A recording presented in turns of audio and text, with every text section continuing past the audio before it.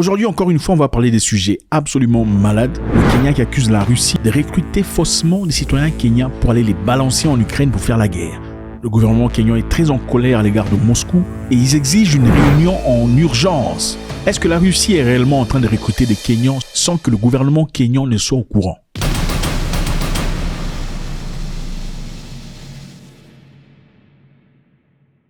Alors, monsieur Robert, comment allez-vous? Je vais mieux. Toujours un très grand plaisir de vous recevoir. Oui. On vous a invité ici parce qu'évidemment, il y a beaucoup de gens qui veulent vous voir. Ok. Il dit que ça fait un très bon moment. Toi. Vous allez très bien? Oui, je vais bien. Nous savons que vous étiez en Australie et ensuite à Moscou. Comment ça s'est passé là-bas? Pas à Moscou. Pas à Moscou. Monsieur Robert ne veut pas de Moscou.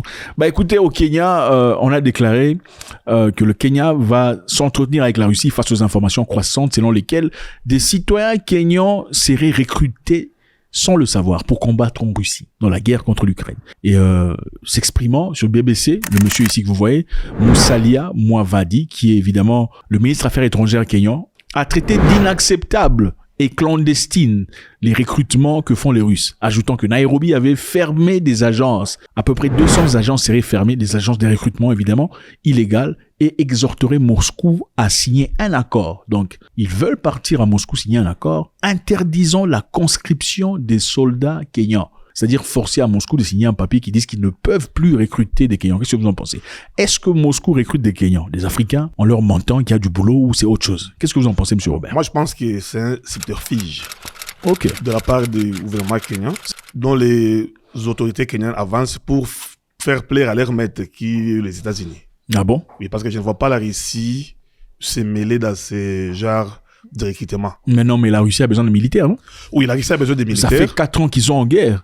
Je sais, la Russie a besoin de militaires, mais la Russie ne force pas les gens pour adhérer à leur armée. Non, mais on ne dit pas qu'on a forcé, on dit qu'ils ont recruté faussement. C'est-à-dire, le marketing était autre chose. D'après les revues, on dit ici qu'ils sont recrutés pour aller travailler comme agents de sécurité, pour travailler comme agents de marketing. Mais quand ils se retrouvent en Russie, ils sont présentés devant les faits, ils sont obligés de signer un bout de papier. Évidemment, recruter faussement, ça peut être vrai. Mais néanmoins, je ne vois pas qu'une fois sur place et que tu trouves qu'on t'a faussé compagnie, en te disant que tu devais entamer un tel boulot et tu te trouves dans la ligne de front. En tout cas, je ne vois pas quelqu'un qui peut accepter ça. Mais qu'est-ce qu'ils vont faire? Il va se battre contre les militaires qui sont avec lui? Non, pas se battre. Tu refuses et il y a des canaux diplomatiques où on peut faire des allégations. Non, monsieur Robert, vous êtes à Moscou, ok? Ou peut-être à Saint-Pétersbourg. D'accord? C'est très loin de Moscou. Votre ambassade est peut-être à Moscou, dans la capitale, à plusieurs kilomètres. Comment vous faites devant des personnes qui sont autour de vous, autour d'une table, disons, signer ici pour quitter? Vous savez quoi? Comme j'ai dit, c'est un subterfuge. Parce qu'aucun pays peut tolérer à ce que ce citoyen puisse devenir mercenaire dans notre pays. Tu seras puni d'un retour. Mais dans ce Kenya-là, selon moi, ils étaient au courant qu'ils étaient recrutés pour devenir des militaires. Et comme ça ne marchait pas, pour que ce dernier puisse rentrer dans leur pays sans pour autant être persécuté, ils envoient des alibis, soit disant qu'on était forcés. On était dipés. Vous pensez que les Kenyans étaient informés? Oui, parce que tel que je connais la Russie ne peut pas faire des choses pareilles. La Russie, c'est le rare des pays qui n'a jamais colonisé. Aucun pays, même l'évasion, là où j'ai appris l'évasion, les Ukrainiens ne seront pas tout à fait d'accord avec ça. Vous voyez, c'est un peu ça. Moi, je pense qu'il y a quelque chose de louche qui est là. Donc vous pensez puisque la Russie n'a jamais colonisé de pays en Afrique, la Russie se priverait d'une opportunité de recruter un maximum d'Africains pour aller combattre. Vous savez combien des Africains rêvent aller en Europe? Si seulement la Russie proposait officiellement, à partir d'aujourd'hui, nous vous proposons la nationalité russe et les salaires. Dans 3 jours, on aura 5 millions d'Africains qui iront à Russie. Donc vous pensez que c'est... Moi, je vous dis. Vous pensez... C'est que je sais. Il y avait des deals dont la Russie faisait avec des prisonniers. Tu es incarcéré, tu es condamné 10 à 20 ans, on te dit, OK, il y a une offre sur la table. On te libère, on te forme. Par chance, si tu sors sain et sauf, tu auras la nationalité russe. Mais ce que j'ai appris, l'espérance de vie de tous les gens qui se retrouvent aux premières lignes de front, c'est 82 heures. 82 heures avant de mourir? Oui. En tout cas, les gens ne dépassent pas 3 jours, 4 jours. Waouh. Parce que vous êtes aux premières lignes de front et ce n'est pas une guerre là comme... Vous voyez. Ce n'est pas la guerre des couteaux. Des couteaux. Donc vous pensez que ces Kenyans qui sont partis, en effet, sont partis parce qu'ils savaient exactement ce qu'ils faisaient? Oui. Ceux qui se retrouvent en guerre savaient que c'était pour la guerre. Il y a d'abord des raisons lucratives et des raisons de nationalité. Ok. C'est ça. Donc Dire l'argent... qu'ils ont été forcés, c'est faux. Ils étaient au courant, mais comme ça ne marche pas, Ouais. pour ne pas être persécutés dans leur pays d'origine, Ok. ils doivent envoyer ces alibis. Et aussi, quand ils sont arrêtés en Ukraine, c'est mieux de dire qu'on a été forcé de venir faire la guerre que de dire que nous sommes venus volontairement vous combattre. Parce que là, si vous voulez ça, c'est facile. Combien des Africains rêvent d'aller en Europe? Ouais. Ils peuvent le faire même en catimini et ils auront les gens qui vont adhérer à leur armée. Et vous pensez pourquoi pensez-vous que le Kenya aujourd'hui s'exprime très ouvertement avec beaucoup de ferveur, disant que la Russie doit arrêter, la Russie doit se mettre dans les lignes de garde? Non, c'est pour protéger leurs intérêts. Vous savez que les Américains ne blaguent pas. Donald Trump, c'est-à-dire l'ennemi de mon ennemi, c'est mon ennemi. C'est le principe chez Trump. Vous pensez que les Kenyans font ça pour faire plaisir à l'ami Trump? de mon ami, c'est mon ami. Ok. Alors, vous savez que l'USAID avait coupé les subventions, dont je sais les Kenyans. Ouais. Mais par quelle magie, je ne sais pas, ils ont revenu à leur décision. Ok. Et les Kenyans vont recevoir encore des subventions pour le L'USAID. secteur sanitaire. Ouais. Et cela peut faire assez que le président kenyan puisse amadouer l'esprit des Américains pour avoir de telles paroles à l'égard de la Russie. Et pour soutenir ce que vous dites là, il est intéressant de renforcer l'histoire en disant qu'au Kenya, en effet, les États-Unis viennent de signer un accord très récemment de santé, Oui. disponibilisant 3 milliards de dollars, Vous voyez? se focalisant autour de le VIH, le sida, le cancer et malaria et beaucoup d'autres choses. Un investissement qui se fait au Kenya depuis les États-Unis d'Amérique. Donc vous pensez que c'est une raison pour laquelle les Kenyans diraient ouvertement, évidemment, pour faire plaisir. Absolument. Okay. Alors, Mais- quelqu'un, le Kenya a déjà fait face avec la Moscou. Mais ce qui est intéressant, on dit, au Kenya, on a fermé 600 agences de recrutement soupçonnées de tromper les Kenyans avec des fausses offres d'emploi étrangers. 600 agences ont été fermées.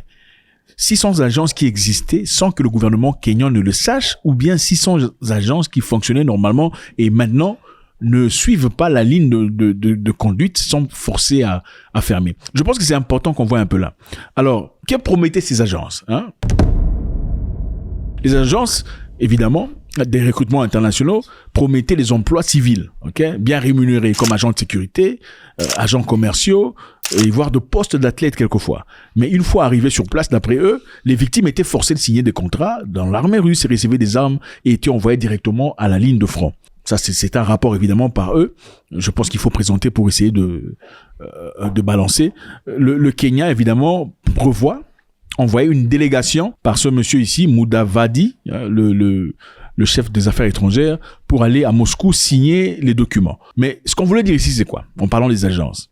Si 600 agences ont été fermées, comment fait-on pour enregistrer des agences au Kenya? Parce qu'on essaie de comprendre si réellement le gouvernement kenyan n'était pas au courant de ce qui se passe, Voilà. ou bien ils sont en train de faire un jeu. Ok? Il y a plusieurs agences qui existent là-bas. Mais avant d'ouvrir cette agence de recrutement international, ok, il faut passer à travers des mesures. Oui. Au Kenya, on recrute beaucoup de gens. On recrute aussi des femmes qui vont travailler En Arabie Saoudite. en Arabie Saoudite, comme Dubaï. Koweït, Moyen-Orient, Oman. comme Oui. domestique et tout le Oui. bazar. Donc c'est connu parce que le gouvernement kenyan lui-même a négocié le minimum d'argent que ces femmes devaient recevoir de l'Arabie Saoudite. Ah oui, ils sont au courant. Oui. Maintenant, avant d'ouvrir cette agence qui recrute des gens, ok, qui aujourd'hui, d'après eux, recrute aussi des gens pour aller devenir militaires, il y a beaucoup de documents qu'il faut acheter et avoir. Ça, c'est l'agence. Pour installer l'agence en tant qu'étranger, il y a beaucoup de documents qu'il faut avoir. On va citer quelques documents pour vous. Comme ça, on verra ensemble si le gouvernement kenyan était au courant ou pas. Avant de commencer l'agence, ok, il faut avoir le capital social minimum libéré, en général 5 millions de shillings kenyans. Donc, il faut avoir 5 millions de shillings kenyans, qui équivaut à 40 000 $ avant d'ouvrir ton agence. Donc, ce n'est pas comme si une personne pouvait, du jour au lendemain, se lever dans sa maison et dire, j'aime une agence de recrutement en ligne et tout le bazar. Ce n'est pas comme ça que ça fonctionne. Il faut avoir au moins 40 000 $, mettre dans une banque kenyane pour que tu sois accepté à adhérer dans le système. Ça, c'est un. Deuxièmement, il faut plusieurs documents. Parmi ces plusieurs documents, on va citer peut-être 6 parce qu'il y a une vingtaine. Il y a le certificat d'incorporation. Il faut payer l'argent pour ça. Il y a le CR12. Il faut payer l'argent pour ça. Il y a les copies et cartes d'identité nationale, les administrateurs. Il faut payer. Et en plus tout ça, il faut au moins un actionnaire, un directeur qui doit être citoyen kenyan. C'est-à-dire, une entreprise russe, entièrement russe, ne peut pas venir s'enregistrer au Kenya et commencer à recruter des gens sans qu'il n'y ait de participation d'un Kenyan né dans les hauteurs de l'entreprise. Donc, il doit avoir un décideur, un actionnaire, ok, kenyan, pour que vous ayez une entreprise de recrutement au Kenya. Il faut aussi avoir un contrat de bail, donc payer votre loyer de l'année, si c'est 1 an ou 2 ans. Il faut avoir une licence commerciale qu'il faut payer. Il faut avoir un certificat de conformité fiscale qu'il faut payer. Il faut avoir un certificat de bonne conduite, casier judiciaire sur place. OK? Il faut avoir donc ça vous montre qu'il y a beaucoup de documents. Et avec ça, dire qu'on a fermé des entreprises, ça pose question. On va continuer pour que vous compreniez. Il faut aussi des inspections et une approbation avant de commencer à opérer. Donc, vous avez des documents déjà. Après avoir obtenu les documents, il faut une inspection et une approbation effectuée par le NEA, qui est l'office de recrutement au Kenya. Le NEA doit, numéro 1, faire une inspection physique de vos bureaux. Il doit faire une inspection du personnel et des installations. 2, en cas d'approbation, un certificat d'enregistrement ou une licence doit être délivré. Ce certificat doit être renouvelé périodiquement. C'est-à-dire, on peut pas dire qu'il y a est-ce qu'on peut dire qu'il y a des entreprises qui opèrent sans être connues? Jamais. OK. Est-ce qu'après avoir fait des inspections du bureau, du personnel, on peut dire qu'on ne sait pas ce que ces entreprises sont en train de faire? Ils sont au courant. Ce n'est pas cohérent.